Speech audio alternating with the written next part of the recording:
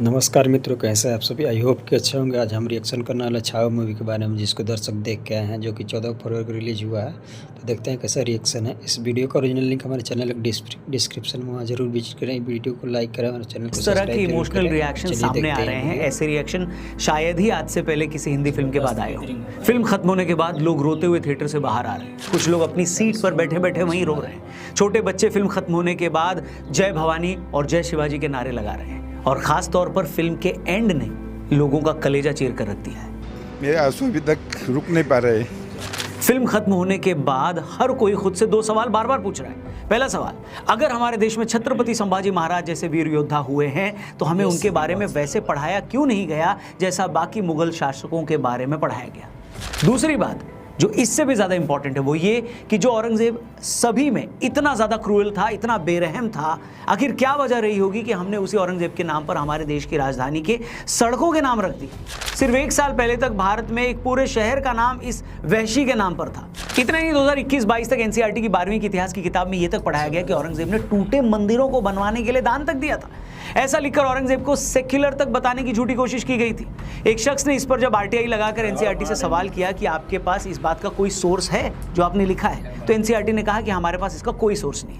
मतलब उन्होंने खुद माना, जिस भी शख्स ने ये लिखा, कि उसने अपनी मर्जी से ये झूठी बात किताब में लिख डाली। जिस औरंगजेब ने सिखों के 9वें गुरु तेग बहादुर जी का दिल्ली में कत्ल कर दिया था, उसी शीशगंज गुरुद्वारे से सिर्फ 8 किलोमीटर की दूरी पर हमने औरंगजेब के नाम पर एक सड़क बना रखी थी। जिस महाराष्ट्र में औरंगजेब ने मराठों पर इतने जुल्म किए, छत्रपति संभाजी महाराज जैसे महान राजा की आंखें नोच ली, उनके जख्मों पर नमक छिड़क कर उन्हें टॉर्चर किया, लोहे के औजारों से उनके नाखून तक उखाड़ लिए, उसी महाराष्ट्र में पूरे के पूरे एक शहर का नाम औरंगजेब के नाम पर था। इससे बड़ा क्राइम और क्या हो सकता है। औरंगजेब ने अपने 50 साल से ज्यादा की हुकूमत में ऐसा कौन सा पाप था जो नहीं किया। ये वो शख्स था जिसने खुद को शहंशाह बनाने के लिए अपने बाप शाहजहां तक को जेल में डाल दिया, अपने सगे भाइयों मुराद और दारा शिकोह का कत्ल कर दिया। शाहजहां अपने सबसे बड़े बेटे दारा शिकोह को अपना वारिस बनाना चाहता था। दारा शिकोह सूफी आइडियोलॉजी से प्रभावित था, वो हिंदू धर्म ग्रंथों से भी काफी प्रभावित था, यहाँ तक कि उसने उपनिषदों का फारसी में अनुवाद भी किया था। दूसरी तरफ औरंगजेब कट्टर था, उसे दारा शिकोह काफिर लगता था। औरंगजेब ने बाद में सबसे दर्दनाक मौत दारा शिकोह को ही दी थी। निकोलो मनुची नाम का एक इटालियन राइटर उस वक्त दिल्ली आया हुआ था। मनुची ने बाद में अपनी किताब स्टोरिया दो मोगोर में लिखा कि औरंगजेब ने दारा शिकोह को एक बूढ़े और मरियल से हाथी पर बैठाया, उसे गंदे कपड़े पहनाकर पूरे शहर में उसका जुलूस निकाला गया, उस पर कीचड़ फेंका गया। बाद में औरंगजेब के फौजियों ने उसका सिर कलम कर दिया और औरंगजेब का इतने से भी पेट नहीं भरा तो उसने दारा शिकोह का कटा हुआ सर एक थाल में सजाकर अपने बाप शाहजहां को पेश किया। वो थाल जब शाहजहां के सामने पेश किया गया तो उस पर कपड़ा ढका हुआ था। शाहजहां को लगा कि शायद उसके बेटे औरंगजेब ने उसके लिए कोई तोहफा भेजा है, लेकिन जैसे ही उन्होंने वो कपड़ा हटाया वो वहीं टूटकर गिर पड़े। औरंगजेब की हैवानियत के ऐसे एक नहीं कई किस्से हैं। ये वही औरंगजेब था जिसने इस्लाम धर्म न मानने पर गुरु तेग बहादुर जी को दिल्ली के चांदनी चौक में 11 नवंबर 1675 को उनकी हत्या कर दी। उनके शिष्य भाई मतीदास, सतीदास और दयालदास को भी मार डाला। हिंदुओं पर उसने जजिया कर लगाया ताकि मजबूर होकर वो मुसलमान बन जाए। इसी औरंगजेब ने काशी विश्वनाथ का मंदिर तोड़ा, मथुरा में भगवान श्री कृष्ण का मंदिर तोड़ा, राजस्थान में गोविंद देव जी का मंदिर तोड़ने की कोशिश की, सोमनाथ के मंदिर को फिर तोड़वाया, उड़ीसा में जगन्नाथपुरी का मंदिर तोड़ने की भी कोशिश की और इसके अलावा न जाने कितने मंदिर उस दरिंदे ने तोड़े थे। लेकिन फिर भी आज भी वो इस देश में न जाने कितने लोगों के लिए एक सम्मानित शख्स है। अभी साल भर पहले महाराष्ट्र के कोल्हापुर में कुछ लड़कों ने औरंगजेब को महान बताते हुए अपनी फोटो में उसका स्टेटस लगाया था। एक जुलूस में औरंगजेब की फोटो लहराई गई थी। उसके बाद वहां कई दिनों तक टेंशन थी। छावा फिल्म के बाद एक वीडियो वायरल हुआ जिसमें लोग थिएटर से रोते हुए बाहर आ रहे हैं। इस पर एक ऐसी जिहादी सोच वाले व्यक्ति ने ट्वीट करके 500 साल बाद आज भी औरंगजेब के नाम पर इन लोगों के आंसू निकल रहे हैं। पूरा ट्वीट इतना घिनौना था कि मैं उसे पढ़ भी नहीं सकता दोस्तों। और ये कोई ऐसे ही किया गया ट्वीट नहीं है, आपको इस सोच को समझना पड़ेगा। आप और हम इसलिए औरंगजेब से नफरत करते हैं क्योंकि वो कितना कट्टर था, कितना वैशी था, उसने गैर मुसलमानों पर कितने जुल्म किए। लेकिन हकीकत यही है कि एक वर्ग, एक सेक्शन ऐसा है जो इसी बात के लिए औरंगजेब से मोहब्बत करता है। उसे लगता है कि औरंगजेब ही था जिसने इन काफिरों को सबक सिखाया, बुतों को गिराया, इनके मंदिरों को तोड़ा। मतलब जो जो नीच काम औरंगजेब ने अपनी लाइफ में किए, कुछ लोगों के हिसाब से वो अपने दीन की खातिर वो काम उनके मजहब के हर आदमी को करना चाहिए। और यही सारी लड़ाई है।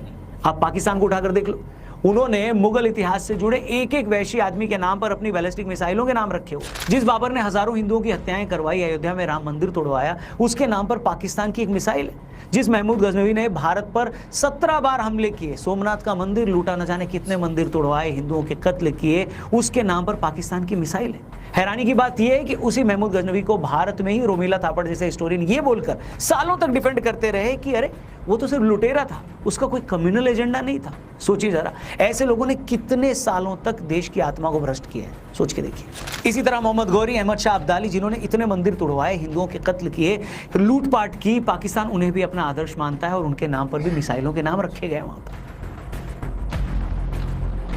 दोस्तों, प्रॉब्लम सिर्फ ये नहीं है कि कैसे हमारे वामपंथी हिस्टोरियंस, इतिहासकारों ने हत्यारों और लुटेरे मुगल शासकों को हीरो बनाया। इससे भी बड़ी प्रॉब्लम यह है कि इन लोगों ने जानबूझकर भारत के राष्ट्रवादी इतिहास को दबाया, उसे छपने नहीं दिया, या ऐसे लेखकों को ही साइडलाइन कर दिया गया। मगर इससे पहले कि मैं उस पॉइंट पर आऊं, एक इंपॉर्टेंट चीज जिसके लिए मैं आपको थैंक यू भी बोलना चाहूंगा और एक बार फिर से अपील करना चाहूंगा। दोस्तों, हमारे यहाँ अन्नदान को महादान माना गया, इसलिए महाशिवरात्रि के महा अन्नदान को, जो आदि योगी की प्रतिमा के सामने 26 फरवरी को आयोजित किया जाएगा, अब तक उसमें 18,000 से ज़्यादा लोगों ने डोनेट किया है। उन सबको तहे दिल से प्रणाम। और आप भी महादेव के भक्तों के अन्नदान के लिए अगर डोनेट करना चाहें तो डिस्क्रिप्शन और पिन कमेंट में लिंक दिया है, डोनेट जरूर करें और अपने दोस्तों से भी वो लिंक जरूर शेयर करें।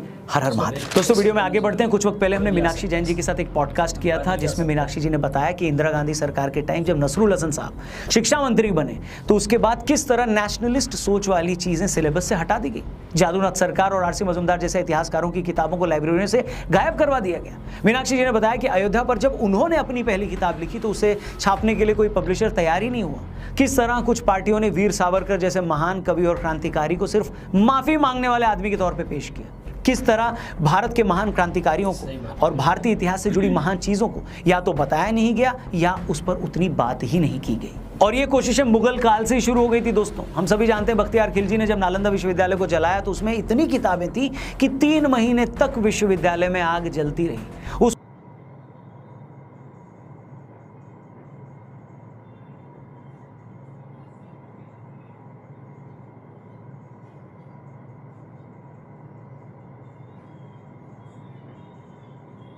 उस वक्त उसमें हजारों किताबें थी। आप सोच सकते हैं इस तरह किताबों को आग लगाकर किस तरह आने वाली जनरेशन से उनका असली और सच्चा इतिहास और उनसे उनका ज्ञान ही छीन लिया गया। वो नॉलेज, वो ज्ञान, वो जानकारियां जिसे उस वक्त हासिल करने में हमारे पुरखों को सैकड़ों साल लगे होंगे। और इससे भी शर्म की बात पता है क्या है? इसी खिलजी के नाम पर भारत में सालों तक एक रेलवे स्टेशन की दुनिया की पहली किताब ऋग्वेद हमने लिखी, दुनिया की पहली कविता वाल्मीकि रामायण हमारे यहाँ लिखी गई, दुनिया का पहला प्रोज यजुर्वेद हमने दिया, दुनिया का पहला व्याकरण जो पाणिनि ने लिखा वो हमने दिया, दुनिया की पहली सोशियोलॉजी की किताब कल्पसूत्र हमारे यहाँ लिखी गई, दुनिया की पहली ज्योतिष की, एस्ट्रोनॉमी की जो किताब वेदांग ज्योतिष वो हमारे यहाँ बनी। और तो और जीरो का इन्वेंशन हमने किया, पाई की वैल्यू हमने बताई, स्क्वायर रूट का कॉन्सेप्ट हमने दिया। सोचिए, अगर हमारे अतीत पर, हमारी धरोहरों पर, हमारी यूनिवर्सिटीज़ पर ये हमले न हुए होते तो आज हम कहाँ से कहाँ होते।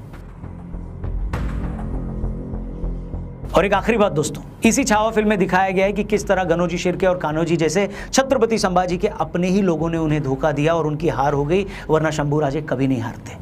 दोस्तों, हमें ये बात अच्छे से समझने की ज़रूरत है कि आज भी देश हमारा, भारत जब भी आगे बढ़ने की कोशिश करता है तो हमारे ही बीच गनोजी शिर्के और कान्होजी जैसे कितने ही लोग छिपे बैठे हैं जो हमें ही हराने की कोशिश कर रहे हैं। ये लोग कभी किसी आंदोलन की आड़ में खालिस्तान मूवमेंट को हवा देकर देश को तोड़ने की कोशिश करते हैं, तो कभी यही ऐसे ही लोग सीए एनआरसी की आड़ में झूठ फैलाकर देश की एक कौम को भड़काकर देश का माहौल खराब करते हैं। ये लोग कभी बांग्लादेश में शेख हसीना की तख्ता पलट को सही बताकर भारत में भी ऐसा करने की वकालत करते हैं। इनमें से ही कई लोग हैं जो कभी जॉर्ज सोरोस जैसे अमेरिकी अरबपति से पैसे लेकर भारत के उभरते हुए बाजार को गिराने की कोशिश करते हैं। ये लोग एनजीओस के नाम पर बाहरी लोगों से करोड़ों रुपए चंदा लेते हैं, लेकिन देश के हर काम में अड़ंगा अड़ाते हैं और देश को पीछे धकेलने की कोशिश करते हैं। कुछ के नाम मैंने लिए और कुछ के तो नाम लेने की जरूरत भी नहीं है। दोस्तों, अगर भारत को सच में अपना पुराना गौरव हासिल करना है, अगर भारत को सच में आज के लश्कर तैयबा, आईएसआईएस और अलकायदा जैसे आज के औरंगजेबों से बचना है, तो उसे अपने घर में मौजूद इन गनोजी और कान्होजी जैसे लोगों से पहले निपटना होगा। जैसे औरंगजेब की औकात नहीं थी कि वो छत्रपति संभाजी को हरा पाता, उसी तरह भारत को भी कोई तब तक हाथ नहीं लगा पाएगा जब तक हमारे बीच मौजूद गनोजी और कान्होजी जैसे गद्दार काबू में रहेंगे, कंट्रोल में रहेंगे। बाकी वीडियो आपको कैसी लगी और सही लगी हो तो प्लीज़ इसे अपने दोस्तों से ज़रूर शेयर करिएगा। छावा मूवी देखने के बाद आपका क्या रिएक्शन था वो भी हमें ज़रूर बताइएगा, कमेंट बॉक्स खुला हुआ है। बाकी जाने से पहले चैनल को ज़रूर सब्सक्राइब करिएगा और एक बार फिर से आपको थैंक यू भी बोलूँगा और आपसे अपील करूँगा कि महादेव के भक्तों के लिए महाअन्नदान में डोनेट ज़रूर करिएगा। डिस्क्रिप्शन में लिंक दिया है और जिन जिन लोगों ने डोनेट किया उन सबको तहे दिल से धन्यवाद। Thank you for watching. जल्दी मिलते हैं, तब तक के लिए जय भवानी, हर हर महादेव। पार्वती पतये हर हर आई होप कि ये वीडियो आप लोगों को अच्छा लगा होगा। और वीडियो अच्छा लगे तो कमेंट पे हर हर महादेव जरूर लिखें। तो हमारे वीडियो को लाइक करें, शेयर करें, कमेंट करें। चैनल के इस वीडियो को लिंक हमारे चैनल के डिस्क्रिप्शन में। हमारे चैनल को सब्सक्राइब करें, वीडियो को लाइक करें। जय हिंद, जय भारत।